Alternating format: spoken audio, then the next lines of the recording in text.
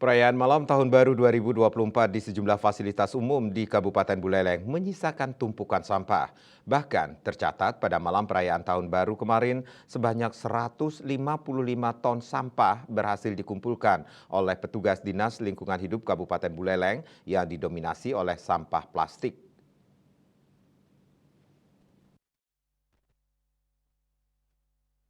Kepala Dinas Lingkungan Hidup Kabupaten Buleleng Gede Melandrat menjelaskan pasca perayaan Malam Tahun Baru 2024 memang menyisakan tumpukan sampah.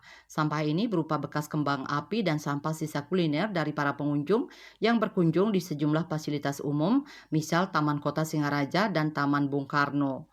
Bahkan menurutnya tumpukan sampah meningkat dibandingkan tahun baru sebelumnya.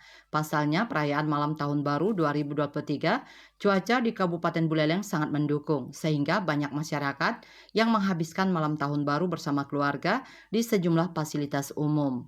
Dari hasil pembersihan sampah memang diakui didominasi oleh sampah plastik. Hanya saja pemilahan sudah terlebih dahulu dilaksanakan, sehingga sampah-sampah plastik yang sudah dipilah tidak dikirim ke TPA Bengkale. Nyoman Yuda, Bali Post melaporkan.